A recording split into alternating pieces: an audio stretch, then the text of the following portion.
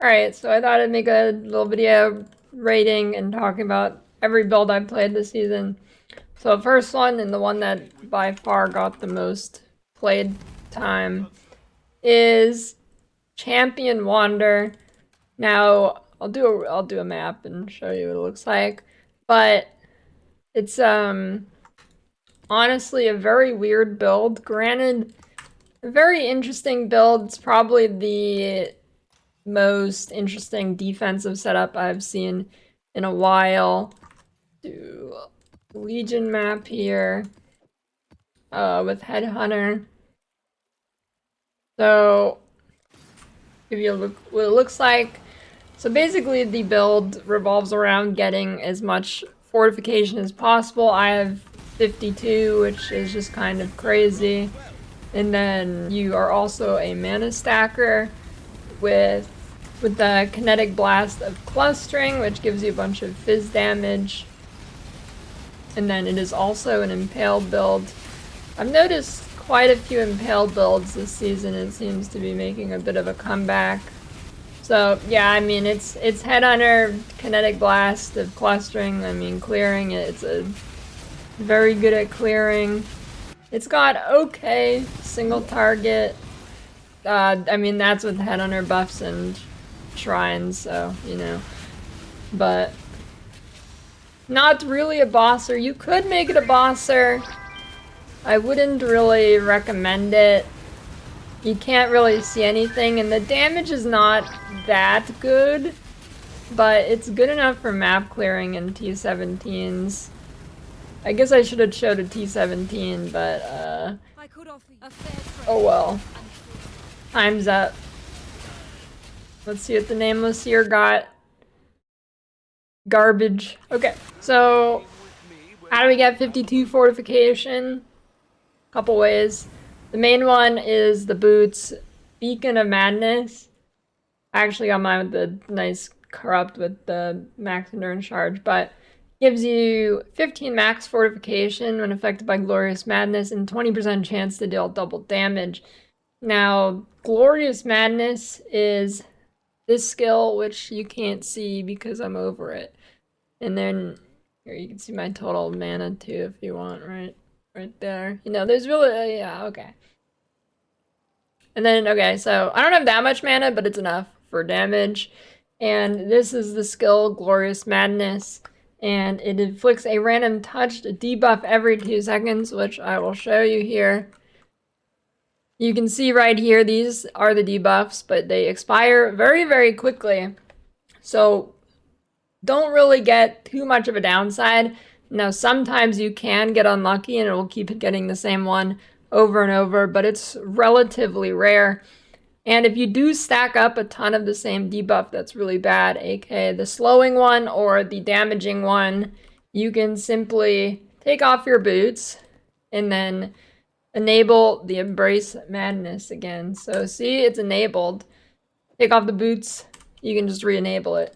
But if you manually click it off, you have to wait for the cooldown for 8 seconds, which is not great. So if you ever need to take it off in a map for some reason, you need to unequip your boots.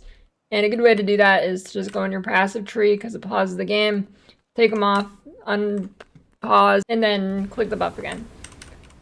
So I've got a product you need right here in this box. Boot.dev, the smartest way to learn back-end web development from start to finish in Python, SQL, and Go. A Boot.dev is fun features like earning XP, levels, quests, achievements, and boss fights while learning to code and making sure it's fun.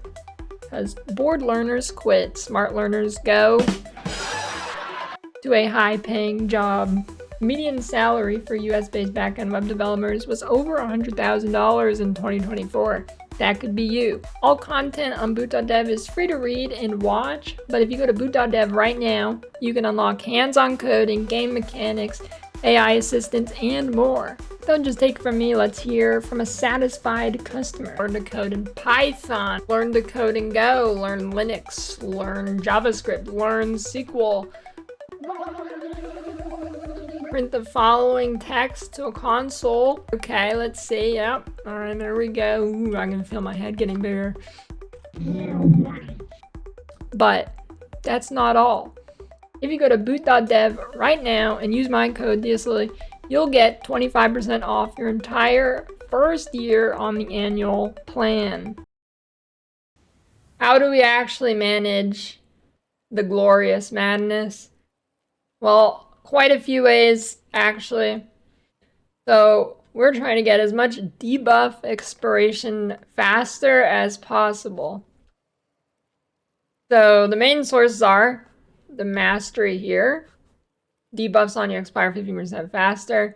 Runegraft of a Warp is a huge one. This is an insanely good Runegraft. You pretty much just put it on every character.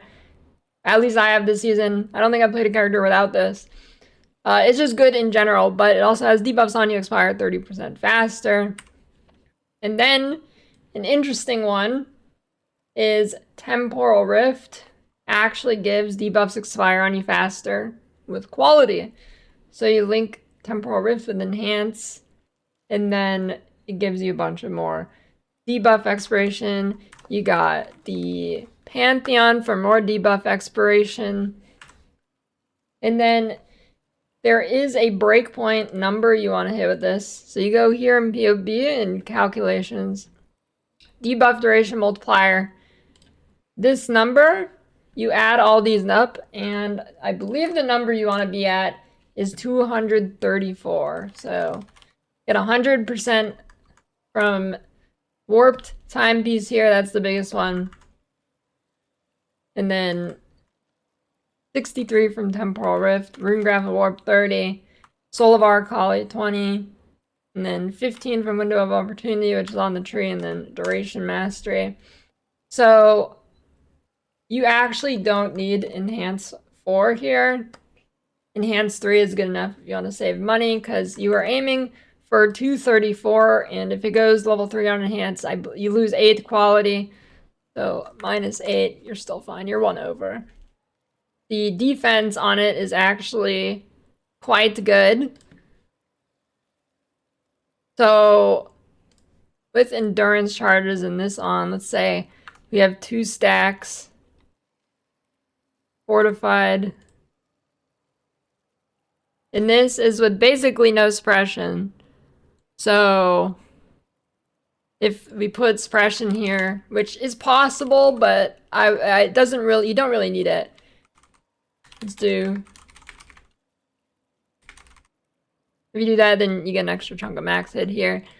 But the cool thing here is Runegraft of the Warp means I have basically 100% uptime on a guard skill. Whether it's Vol Molten Shell is up, regular Molten Shell is up, or Heart of the Flame is up. Pretty much 24/7 guard skill. Generate endurance charges easily. I generate it from Enduring Composure. You can also get like an on-kill hit or something. This build is originally from Waggle, but I did a few edits. So one, I have a different timeless jewel. I believe he puts it at the bottom. I'm not 100% sure, but in hardcore limited supply, so I found a good Lethal Pride at the top, which gives +1 fortification, +1 fortification, +1 fortification, double damage, and then this one's useless. But overall, +3 fort and 5% double damage, quite good in all the good nodes. And then Waggle took the Ferrule Ascendancy, but I didn't really like it. The Spectral Tigers are good. I really did not like the Beast.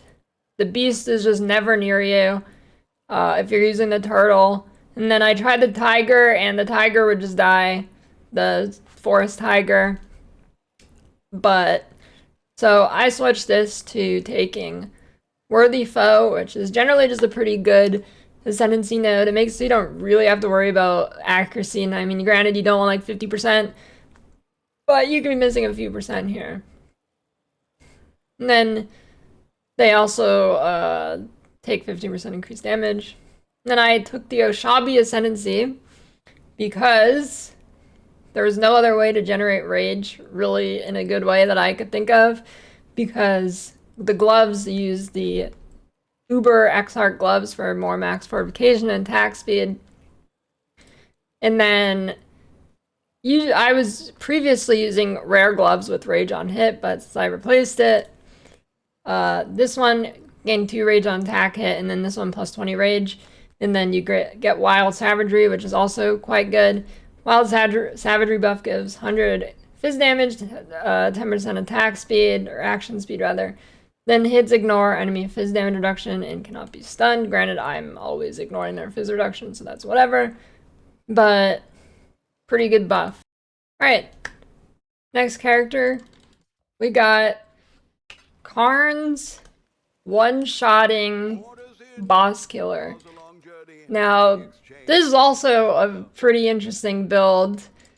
Now, it is pretty annoying actually, but let me see here. I'll do an Uber Exarch to show you the damage. Now, the idea around this build is woe spikes make your strongest impale last for an additional hit, and is at a 100% chance for an additional hit, which is essentially a permanent impale until the duration runs off. So you get one really, really big impale with Earthquake of Amplification, scaling their duration. So first, in the combo, you hit twice because of Ruthless. And then, gotta do all your war cries. Your war cries grant you rage and also a bunch of buffs from like overexert.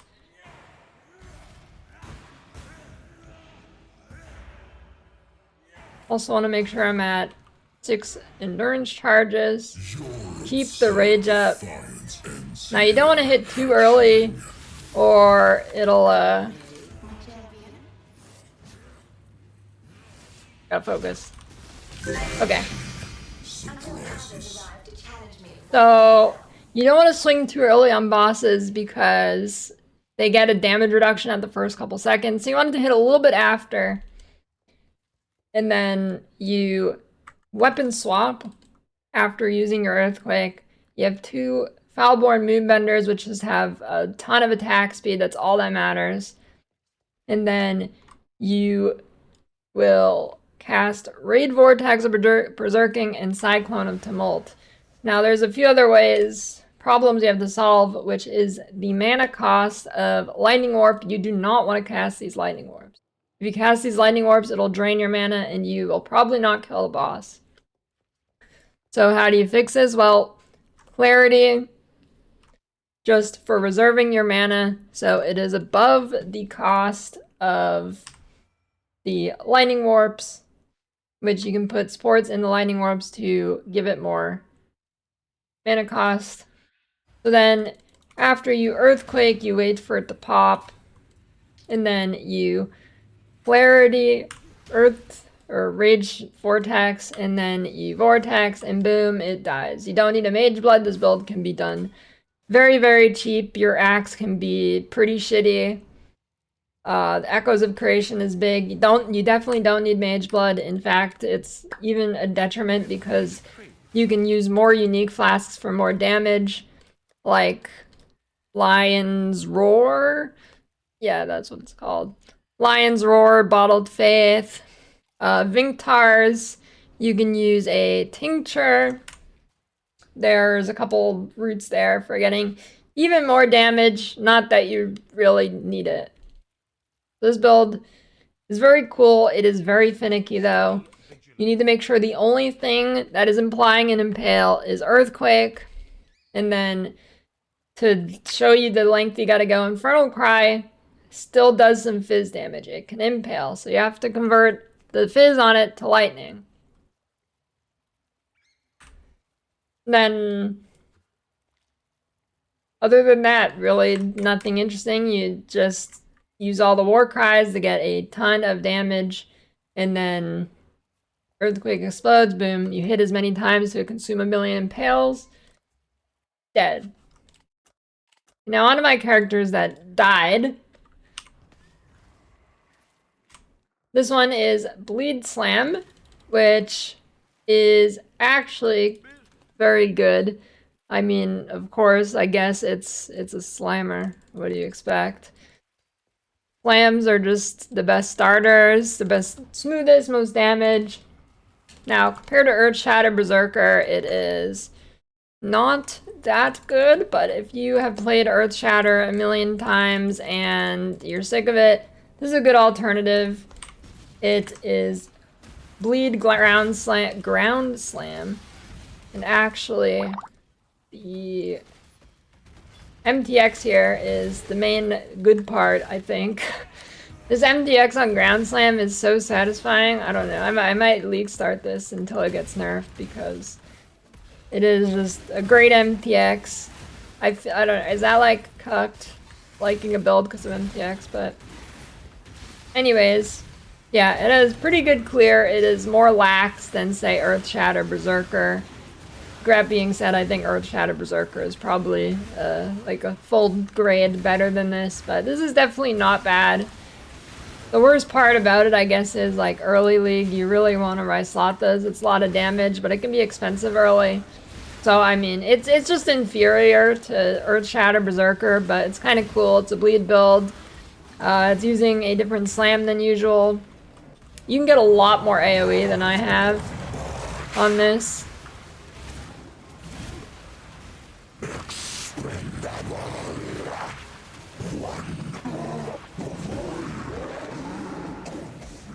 Also note, I am missing I'm missing a graft here because this character is in softcore, so, you know.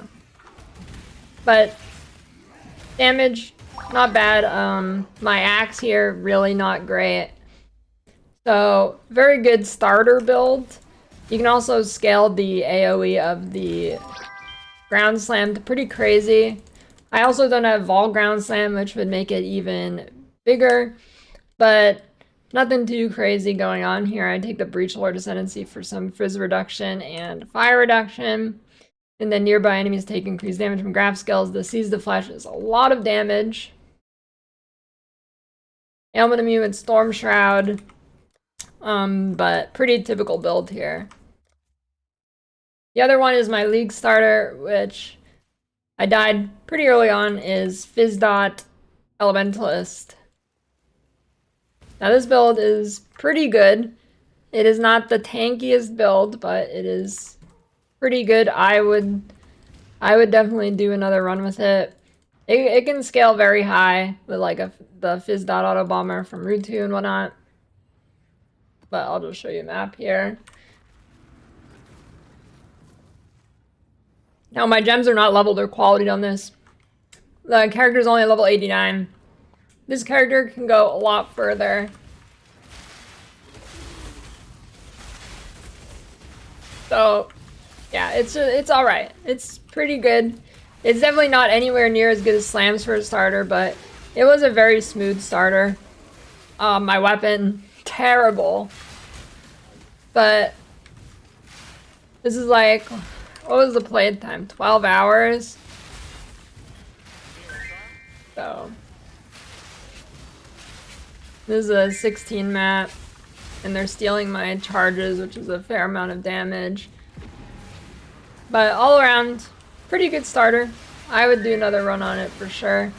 It's got pretty good clear with Exsanguinate chaining. It's not amazing. It definitely will scale higher in the end game when you get better gear and more explosions or whatever. But for a starter, very solid.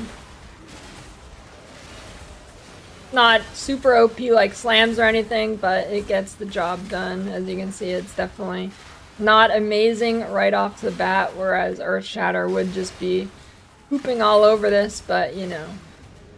And then use Vol Reap and Reap for single target. It's alright. You're pretty tanky.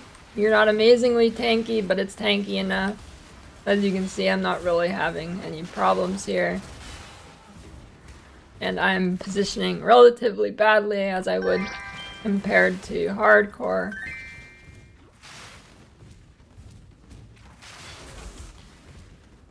overall, satisfying league starter.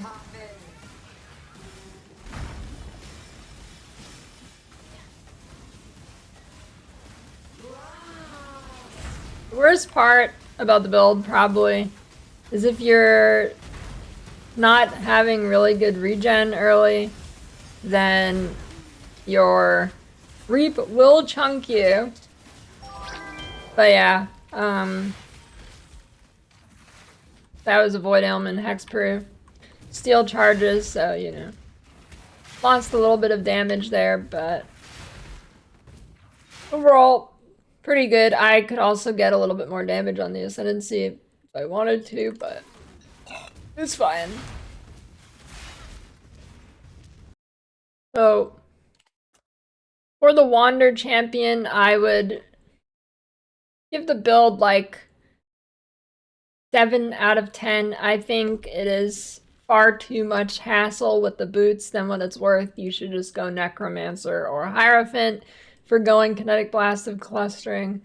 Granted, it is a very cool build defensively, but really not worth the annoyance of the boots at all.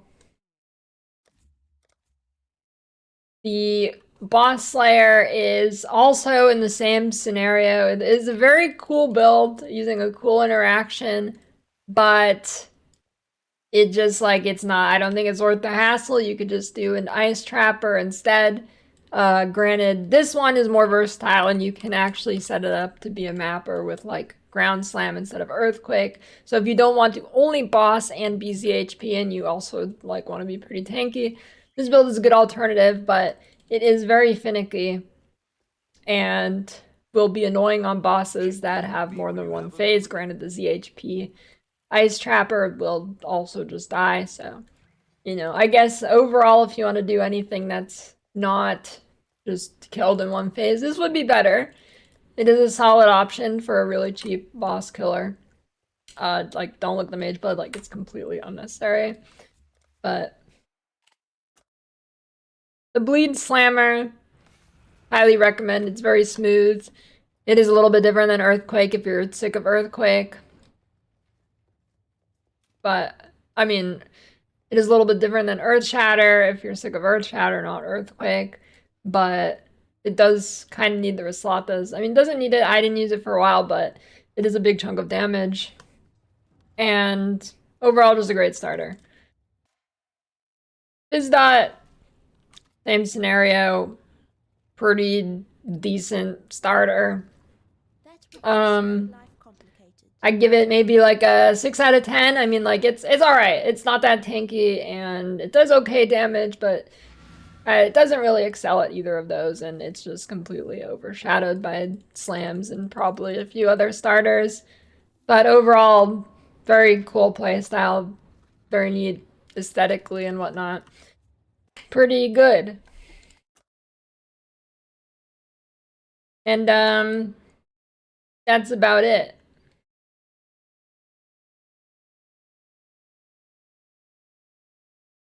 I might do another, I kind of want to do an Earth Shatter Berserker run to like see if I can go kill Ubers and SF or whatever.